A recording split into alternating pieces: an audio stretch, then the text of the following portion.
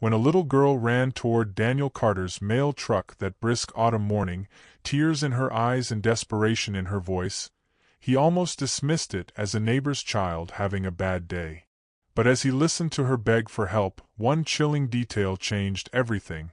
"Daddy beats me," she whispered, fear trembling in each syllable. Before we dive into this story, let us know where you're watching from, and if you believe in the power of compassion, hit that like button and subscribe for more. Daniel Carter had been the local mailman in the quiet town of Brookhaven for nearly a decade. He was in his late 30s, neither tall nor short, with slightly thinning hair that bore a trace of early gray. He usually went about his day blending into the background, delivering letters and packages up and down shady suburban street. Brookhaven was a place where little seemed to happen beyond the usual rhythms of life. Families waking for school and work, neat lawns trimmed with proud care, and a lazy hush that hovered in the afternoons. Yet, beneath the surface calm, life could still hold nasty surprises. Daniel had never expected one of those surprises to arrive in the form of a trembling 10-year-old named Lily Thompson.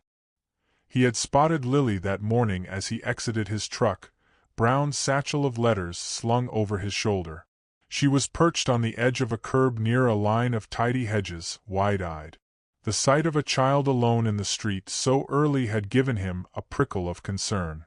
When she saw him, she bolted forward. "Help," she said. "Please help me, my dad, he hurts me." Her voice cracked, and tears welled in her eyes. Daniel, stunned, froze for a moment as his mind whirled. All he could manage was to set down his mailbag and crouch so he could meet her gaze. "What do you mean?" Daniel asked, keeping his voice low, though inside he felt a wave of alarm. Lily sniffled and swallowed hard. She glanced back as though expecting someone to burst from the corner of a nearby house. Then she clutched Daniel's arm and whispered, "He beats me. I think he killed my mom, too. She's gone, and he won't say where." She broke off, tears now sliding down her cheeks in earnest. "Please," she managed to add, "don't make me go back there." Despite a sudden dryness in his throat, Daniel answered, "We have to get you somewhere safe." Even as he spoke, he couldn't quite believe what he was hearing. A murdered mother? A violent father on the loose in Brookhaven? This was the kind of nightmare scenario that belonged in sensational news stories, not in the hush of these tree-lined streets. But he saw the truth in Lily's watery eyes. There was no mistaking that desperate fear. Daniel carried a cell phone, though he generally used it only for quick texts to his supervisor or to check scheduling. He punched in the number for Brookhaven Elementary School, recalling that Lily likely belonged there if she was about 10. Before he could speak, Lily grabbed his arm again, shaking her head violently.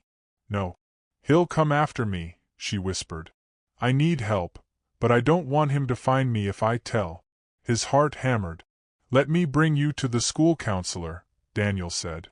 "I'm sure they'll know what to do." He paused, then tried to soften his voice. "It's going to be okay. My name's Daniel. What's yours?" She managed, "Lily." Lily Thompson. The name stirred a vague recollection. Daniel had delivered mail to the Thompson house on Elm Street for years. He'd seen Lily outside, usually with bruises on her arms or legs, but he'd always chalked them up to typical childhood mishap. A wave of guilt flooded him now. Had those bruises been something more sinister all along? Had he been blind to her suffering? "Lily," he said gently, "you're safe with me right now." He opened the passenger door of his mail truck and helped her climb in, not really caring about any official rule about mail carriers giving ride. She looked so small perched there, hugging her knees. Daniel started the engine. The mechanical hum felt oddly louder than usual, as though signifying the start of a journey that could unravel everything in Lily's life, and in his own sense of normalcy. He drove to Brookhaven Elementary, passing the usual morning bustle. Residents were already out walking their dogs, waving at neighbors, watering gardens. It felt surreal to Daniel that, amid this everyday routine, a child might be fleeing from a father who had possibly committed murder. The disbelief weighed on him, but Lily's trembling presence made it impossible to ignore. He worried Mark Thompson might be hunting for her, that any second a truck might barrel around the corner in pursuit. They arrived at the school, which was just beginning to stir with staff arrivals. Daniel parked by the front entrance. Lily sat there motionless, her hands clenched tightly together. "It's going to be all right," Daniel repeated, though inside he wasn't sure. He offered his hand and Lily took it. They walked into the administrative office, where a receptionist glanced up with polite curiosity. Daniel cleared his throat. "I need to speak with Mrs. Reynolds. She's the school counselor here, right?" he said. The receptionist gave a nod and picked up a phone. Meanwhile, Lily stared at her feet, as though afraid of meeting anyone's eyes. Within minutes, Mrs. Reynolds, a woman in her early 50s with kind eyes and neatly kept hair, emerged. She looked from Daniel to Lily, and something in Lily's hunched posture must have spoken volumes, because Mrs. Reynolds's expression shifted instantly to concern. "Let's go to my office," Mrs. Reynolds said softly. Daniel led Lily, her shoulders shaking under the weight of whatever she was holding inside. In the small, warm office, Mrs. Reynolds shut the door, gestured for Lily to sit on a small couch, and invited Daniel to take a chair near her desk. Lily looked uncertain. She remained perched at the edge of the couch, knees pulled close, eyes darting around as though expecting an intruder. "I'm Mrs. Reynolds," the counselor began gently. "We can talk about whatever is on your mind. You're safe here, all right?" Lily managed a nod, but she didn't speak. She looked at Daniel for reassurance. He offered a slight smile. "Tell Mrs. Reynolds what you told me," he said softly. Lily took a shaking breath. "My dad, Mark Thompson. He's been hurting me." She closed her eyes as though even saying the words was terrifying. "He hits me. She trailed off. Then her eyes opened, bright with tears. "My mom. She hasn't been around for weeks. I heard them fighting before she disappeared.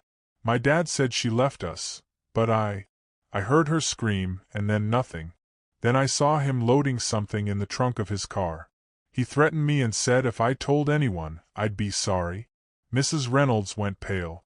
Her voice remained calm, but Daniel could see her knuckles whiten on the armrest of her chair. "You think your dad might have harmed your mom?" she asked gently. Lily nodded, tears slipping down her cheeks. "I'm scared," Lily whispered. "He's always in control of everything. He never lets me talk to people much. Today, he was still asleep. I ran out of the house when I heard the mail truck. I don't know what else to do." Mrs. Reynolds and Daniel exchanged a look. In that moment, Daniel realized the gravity of Lily's claims. This was no mild case of household tension. This was possibly murder, and Lily might be his next victim if she spoke out. Mrs. Reynolds took a deep breath. "We need to inform Child Protective Services and the authorities," she said. "They'll know how to keep you safe, Lily." Lily drew a ragged breath, relieved and scared at the same time. Daniel, feeling a surge of protective instinct, asked, "Can we keep her here until the police come? I don't want her anywhere near that man right now." Mrs. Reynolds nodded. "Absolutely. I'll call them immediately." She glanced at Lily with a reassuring look. "You did the right thing speaking up. You won't be alone in this." Daniel sat quietly, heart pounding, as Mrs. Reynolds placed calls to Child Protective Services, CPS, and then the police. The words urgent child endangerment and possible homicide floated in the air. All Daniel could think was that a normal morning had turned into a life-altering crisis. He looked at Lily, noticing how her thin shoulders trembled. He thought about all the times he'd tossed mail onto the Thompsons' porch without a second thought. The bruises he had dismissed as childhood accidents. Guilt pressed down on him, but so did resolve. This time, he would not fail her. Within the hour, a CPS worker, Andrea Hayes, arrived, looking professional but with a sympathetic gaze that put Lily somewhat at ease. Andrea asked Lily a series of gentle questions, documenting details. Then 2 police officers arrived, their presence quietly authoritative. Officer Delgado, tall and calm, stooped down to Lily's eye level. "We're going to help you," he said. "Do you remember what your father was wearing this morning? Or any details about the car?" Lily answered as best she could, though tears occasionally choked her voice. Daniel, watching, felt a mixture of sorrow and anger. That a 10-year-old had to face these questions was heartbreaking. He silently thanked his own luck that he'd never had to live with such terror. After taking Lily's initial statement, the officers conferred with Andrea. They decided to keep Lily under CPS protection immediately, meaning she wouldn't be returning to her father's home. "Would you like to say goodbye to Mr. Carter?" Andrea asked gently. Lily glanced at Daniel. She had known him for less than 2 hours, but in that time, he had become a lifeline. She nodded. Daniel walked over and knelt beside her.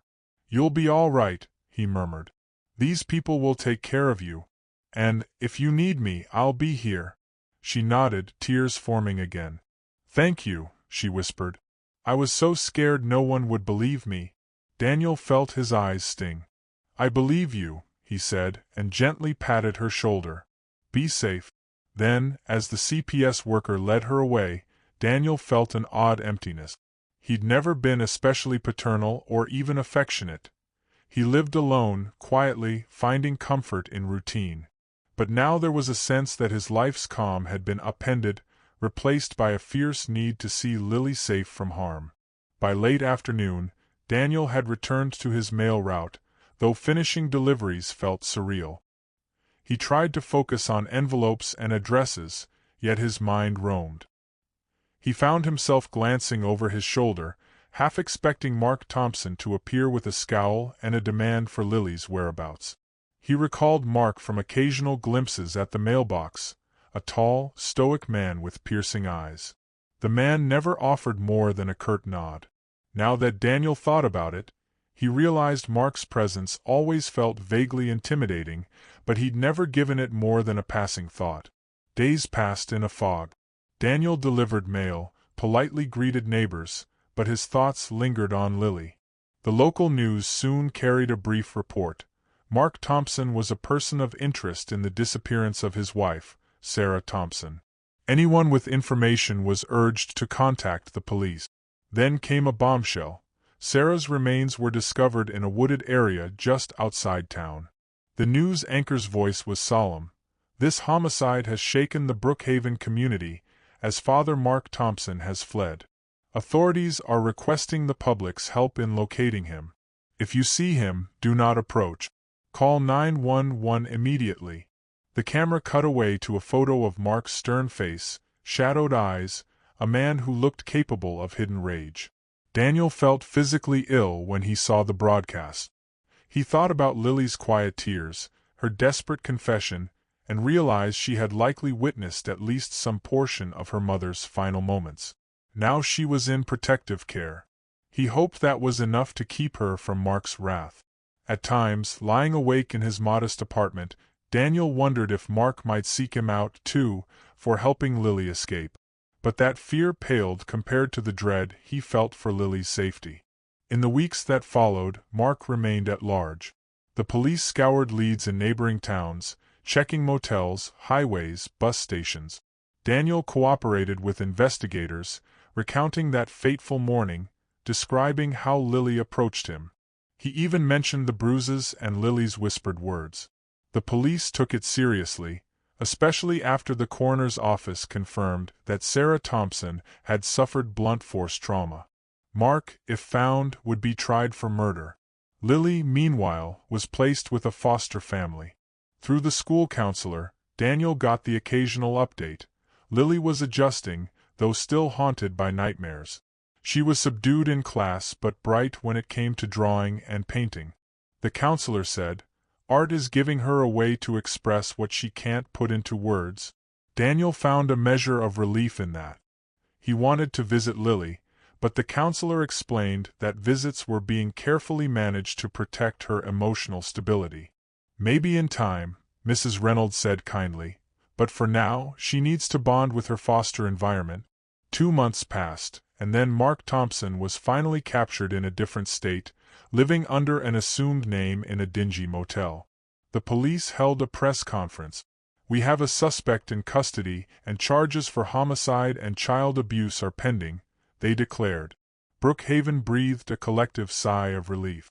Lily's father would be behind bars, presumably for a long time. Daniel thought about Lily. For her, at least, the nightmare of Mark's presence looming around every corner would end. The wheels of justice turned swiftly once Mark was extradited. The evidence against him was strong, including physical evidence tying him to Sarah's remains. Lily, heartbreakingly, had to give a statement about the abuse. But she would not have to face him in court. The prosecutors accepted her written and recorded testimony. Eventually, Mark was sentenced to decades in prison. Some neighbors whispered he should have gotten life. Either way, it was effectively the same. Mark wouldn't be free anytime soon, if ever. Not long after, Lily's foster situation stabilized, and the couple who had taken her in decided to adopt her. Daniel heard the news through the grapevine in town and through Mrs. Reynolds. "She's settling in, going to therapy, painting a lot," the counselor told Daniel one afternoon. "She even smiles sometimes, though she still has moments of withdrawal. The adoption should be finalized soon." Daniel's chest warmed. He hoped Lily would find a measure of happiness after all she'd endured. Then, one day, he received an envelope in his own mailbox. Inside was a handwritten note in a child's script. "Dear Mr. Carter, thank you for helping me. I'm safe now. I hope I can see you again sometime. Lily." His eyes misted as he read it. It was simple, but to him, it spoke volumes. He placed the note in a drawer where he kept personal mementos, gently running a thumb over the crooked letters. He resolved to see Lily if she wanted that. She had requested it, and he was more than willing. When the adoption became official, the new parents invited Daniel to a small gathering at their home. Mrs. Reynolds and some CPS staff were there, celebrating a milestone in Lily's journey. Daniel felt a twinge of nerves as he parked outside the modest house. But when Lily ran up to him in the foyer, throwing her arms around him in a quick hug, he felt his heart lighten. She looked healthier, her eyes not as burdened by fear, though a hint of it still lingered in the back of her gaze. "I'm so glad you came," Lily said softly. Daniel smiled, ruffling her hair. "I wouldn't miss it for the world," he replied. The evening was calm, filled with gentle conversation. Lily's new parents, Margaret and Bill Rogers, were warm-hearted, middle-aged folks who doted on her kindly, yet respected her boundaries. Daniel noticed Lily had her own little corner of the living room for painting, an easel, a rainbow of paint tubes, and some canvases propped against the wall. One painting in particular showed a silhouette of a large figure looming, while a smaller figure stood partially in the shadows. It was haunting, but Lily had splashed bright colors around them, as though signifying hope. Daniel gazed at it with a lump in his throat. Her nightmares did not vanish immediately, of course. Over the next year, Lily continued therapy, working through trauma. She grew closer to her adoptive parents, but she stayed in touch with Daniel. Sometimes he would drop by for dinner, or he would take her for a short walk in the park, under the watchful approval of her foster adoptive family. During these outings, Lily would chat about school, about her favorite art classes, or about how she still occasionally woke up at night expecting Mark to appear. Daniel listened, encouraging her gently. She clung to him as a figure of reassurance. He rarely spoke much about himself, but she asked him once why he didn't seem to have close family of his own. "I just never got around to it," Daniel said, giving a crooked smile. "My parents passed away some years ago, and I never married." He paused, then added, "But I'm happy enough in Brookhaven. My routine is stable." Lily nodded, her eyes thoughtful.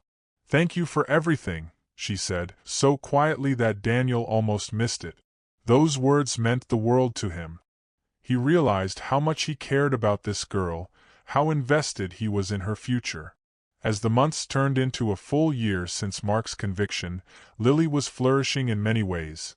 Her paintings became more vibrant, and she even participated in an art contest at school. She was still anxious in crowds, but she was starting to come out of her shell. Then, on a crisp evening when Daniel was winding down from his mail route, he got an urgent phone call from Margaret Rogers. "Daniel," she said, her voice tight with worry, "we just got word. Mark has escaped from prison." It took Daniel a moment to process. "Escaped?" he repeated, his heart thudding. "How is that even possible?" Margaret's voice shook. "We only heard from the detective assigned to Lily's case. He said Mark was being transported for a court proceeding, and somehow he overpowered a guard. He's on the run, and they think he might come looking for Lily." There was a slight waver, a small sob in her breath. "The police are putting her under protection, but I wanted you to know." A cold sweat broke over Daniel. The thought of Mark Thompson out there, bent on retribution or simply raging with violence, made his stomach twist. He thanked Margaret for letting him know and hung up. For the rest of that night, sleep was impossible. He pictured Lily, probably trembling behind locked doors, the nightmares returning with devastating clarity. The next morning, Brookhaven was abuzz with the news. Mark Thompson had indeed escaped. A manhunt was underway, with warnings to call authorities if anyone spotted him. Lily's new parents, working closely with the police, arranged for temporary relocation. They brought Lily to a safe house, or so they hoped. Daniel checked in with them by phone. She was scared, but the detective assured them there would be officers patrolling. "We won't let him get to her," the detective promised. But Mark was cunning. One night, only a few days into the manhunt, the unthinkable happened. Lily vanished from the safe house. A night officer had apparently stepped away for a moment, and when he returned, the back window was shattered. Lily's adoptive parents were frantically calling her name. There were signs of a struggle, a chair knocked over, a scuff of footprints in the dirt outside. Mark Thompson had taken Lily, fulfilling her darkest fear. She was gone. When Daniel heard the news early the next morning, he felt as though someone had punched him in the gut. He rushed to the police station for answers, though he was just the local mailman, with no real authority. The officers recognized him, and Detective Brady took him aside. "We're doing everything we can," the detective said. "We believe he may be trying to flee the state again. We've alerted the FBI. Roadblocks are being set up, and we're following leads." Daniel pressed a fist to his mouth, struggling with anger and anguish. "She's just a kid," he said, his voice unsteady. "You need to find her." "We will," Detective Brady said firmly. Then he left to coordinate the search. Daniel felt helpless. His entire day blurred into a haze of worry. He tried to keep up with his mail route, but every house he stopped at reminded him of how quickly a sense of normalcy could be shattered. Lily had been so close to healing, and now she was back in the clutches of the man who had killed her mother. Daniel's only hope lay in the possibility that Mark wanted to remain hidden enough not to harm Lily immediately. Days ticked by, one day then two. The entire town seemed to hold its breath. The FBI got involved, and an alert went out across multiple counties. A couple of reported sightings trickled in. Some claimed they saw a man matching Mark's description at a rundown motel. Others said they spotted him fueling up at a secluded gas station. None of these leads panned out. Lily's adoptive parents were beside themselves. Daniel rarely slept, haunted by images of Lily trembling in terror somewhere. On the second day after Lily's abduction, a breakthrough occurred. A parked car near an abandoned fishing cabin was flagged. A local fisherman had noticed the suspicious vehicle with out-of-state plates, which matched the car Mark had stolen after his prison break. The fisherman alerted authorities. The FBI and local police converged on the cabin at dawn. The media soon got wind, but they were held back behind barricades. Daniel, frantic for news, found himself lurking near the perimeter. The morning air felt sharp and cold. Tension crackled among the officers preparing for a potential standoff. Armed agents approached the cabin, calling out through a bullhorn, "Mark Thompson, we know you're inside. Release the girl and come out with your hands up." There was no immediate response. A hush fell over the assembled crowd. Daniel's heart pounded so violently he could feel each throb in his temples. He pictured Lily inside, terrified, perhaps bound or forced to remain silent. Then a muffled shout pierced the silence. It was a man's voice, ragged, full of anger. Something like, "I'm not going back." Everything seemed to happen in slow motion after that. The negotiators tried to talk Mark down, promising he wouldn't be harmed if he released Lily and surrendered. More silence followed, then the faint sound of a child's cry. Daniel clenched his fists, fighting the urge to charge forward. A half-hour of agonizing tension passed, with the negotiators rotating in attempts to reach Mark's reason. But Mark's sanity seemed to be slipping. He threatened to kill Lily if they got any closer. The standoff teetered on the brink of tragedy. Finally, the moment snapped. Mark fired a shot out the window, presumably a warning or an act of desperation. That was all it took. FBI agents and officers swarmed. Daniel heard shouting, more gunshot. He closed his eyes briefly, dread swirling in him. When the noise ended, a stillness settled over the clearing. A female FBI agent emerged from the cabin, carrying a trembling Lily, her wrists bound with rope. The agent shouted for paramedics, but Lily seemed conscious. "Mark is down," someone yelled. "We have the girl." Word rippled through the law enforcement lines. Mark Thompson was shot in the exchange of gunfire. By the time paramedics reached him, he was already dead. Lily was rushed to a waiting ambulance, but she was physically uninjured aside from some bruises. She sobbed uncontrollably, clutching at the paramedics, perhaps in shock or relief or both. Daniel, tears streaking his cheeks, waited anxiously until he got the slightest nod from the lead agent, indicating he could approach. He hurried to Lily's side. She saw him and collapsed into his arms, her face buried against his chest. He was going to kill me," she choked, her voice raw with terror. He said I was the reason his life was ruined." Daniel held her as if she were his own daughter, tears burning in his eyes. "You're safe now," he whispered. "He can't hurt you anymore." The paramedics guided Lily onto a stretcher to check her vitals, though she seemed mostly uninjured physically. Her new parents arrived shortly after, rushing to her side. Lily was overwhelmed by everyone, trembling and silent except for an occasional sob. The FBI secured the scene, pronouncing Mark Thompson dead. The nightmare was over, but the scars would remain. In the days that followed, Brookhaven collectively exhaled. The headlines announced the final twist of the Thompson saga: fugitive father killed in shootout, child rescued. The community felt relief, but also sorrow at the trauma Lily had endured. Daniel visited her regularly while she was assessed at a local hospital for emotional shock. She seemed a shadow of the progress she had made, but at least she was alive, no longer under Mark's threat.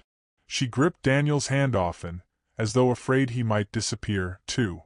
"I was so scared," she confessed one day, tears dampening her cheeks. "He said it was my fault, that I should have kept quiet."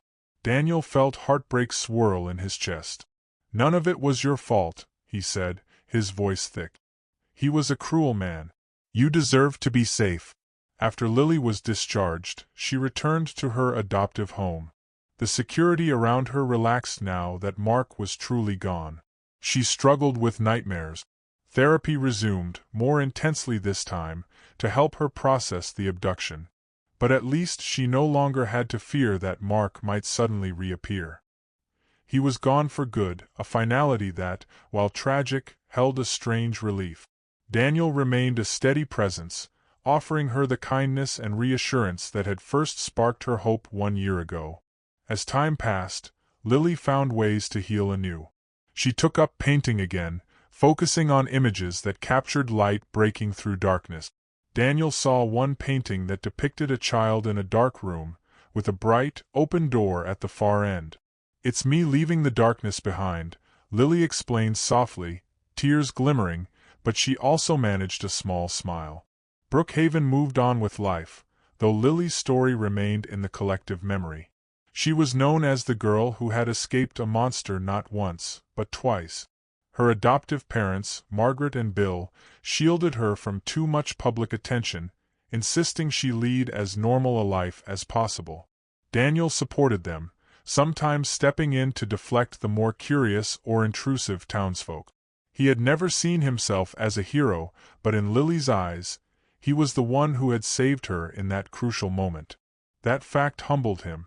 One autumn afternoon, Daniel sat beside Lily on the back porch of her adoptive home. The leaves had begun turning red and gold, a symbolic shift. Lily sipped some hot chocolate, her gaze drifting over the yard. "I keep thinking about my mom," she confessed. "I wonder what she would say if she saw me now." Daniel nodded. "She'd be proud that you're safe, that you're finding a way to heal," he said. "I'm sure she wanted that for you more than anything." Lily sniffled, hugging her knees. "I hope so." She looked sideways at him. "I'm also glad I have you. I never believed someone would help me like that day when I ran to you." He put an arm around her shoulders in a gentle half-hug. "You were brave," he said. "All I did was listen." She stared into her mug, a soft flush warming her cheek. "Thank you anyway," she murmured. "You believed me."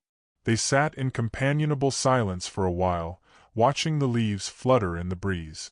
Inside the house, Margaret and Bill quietly observed through the window, grateful that Lily had at least a few people in her life who truly cared.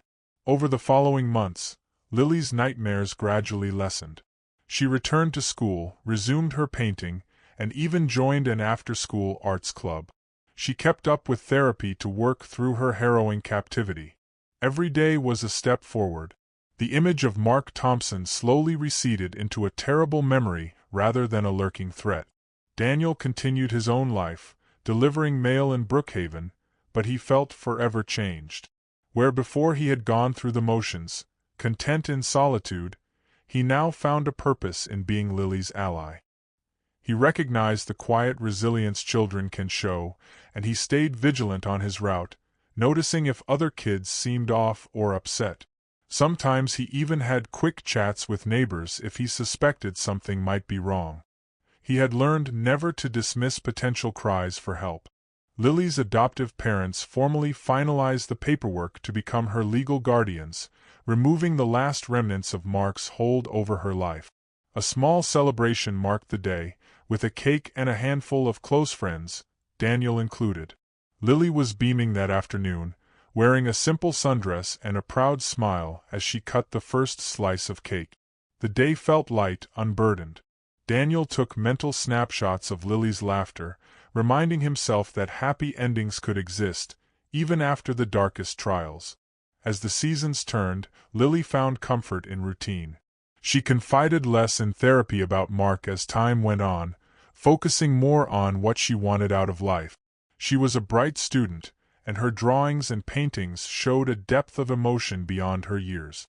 Daniel saw one of her new pieces, a depiction of two silhouettes standing side by side under a tree.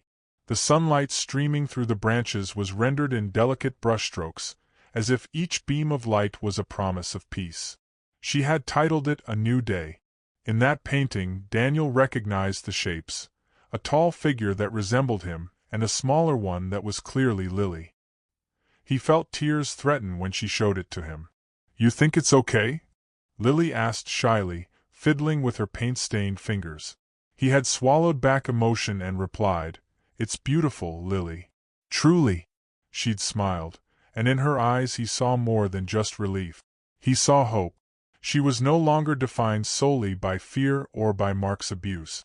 She was forging her own identity, one brushstroke at a time. The local press eventually moved on to other stories, though occasionally someone would mention Mark's violent final stand. Lily's name rarely appeared, thanks to the privacy measures in place for minors. She was allowed to move past the label of victim, discovering life as a normal teen. Sometimes, the nightmares returned in faint echoes, but they no longer consumed her. She had the unwavering support of her adoptive parents and Daniel. And though Daniel never tried to replace her father, Lily sometimes slipped and called him Uncle Dan in passing, an affectionate slip that made Daniel smile. One sunny afternoon in spring, Daniel took Lily to a quiet park, the place where he usually strolled on Sundays. The air smelled of fresh grass and blooming flowers. She wore a simple t-shirt and jeans, her hair pulled back in a short ponytail. A year and a half had passed since Mark's death. Lily seemed more at ease than ever. They sat on a bench beneath a towering oak. "I'm working on a new painting," Lily said, swinging her legs gently. "It's about facing fears. My therapist says I should try to paint some of the memories I can't talk about." Daniel nodded. "If it helps you heal, it's worth a try," he said softly. She looked at him, a trace of worry in her expression. "I'm sometimes scared it'll make me remember too much. Like the nights. He always looked at me with so much anger." She trailed off, eyes glimmering with tears. "But I don't want that to control me forever." "It won't," Daniel reassured her. "You're in control now. You can decide how much power he still holds over you." She considered his words, letting them settle. "That's true," she said quietly. Then she gazed at him. "I just wanted to say you've changed my life. I wouldn't be here if you hadn't listened that day." He shook his head. "You were the one who had the courage to run. I'm just grateful I was there." She smiled and placed a hand over his. They sat in silence for a while, content to let the gentle breeze carry the moment. Lily's adoptive parents would pick her up soon, but for now she had this time with Daniel, her mailman turned friend turned steady rock of support. As Lily grew into her teenage years, she continued to pursue art, focusing especially on how to convey emotion in her work. She joined a local youth art exhibit, where some of her pieces garnered praise. One painting, which hinted at her story without detailing it, was titled "Breaking Free." In swirling shapes of black and gray, a small figure stood in stark white, a bright slash of color behind it. People at the exhibit found it powerful and moving, though Lily never publicly revealed the specific experience behind it.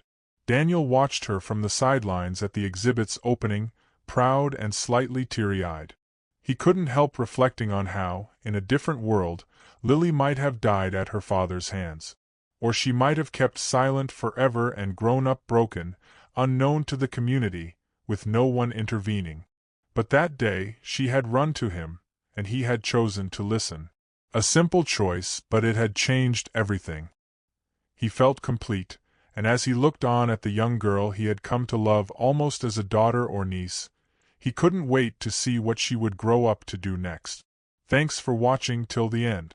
If you enjoyed the story, give this video a like if you haven't already and subscribe for more.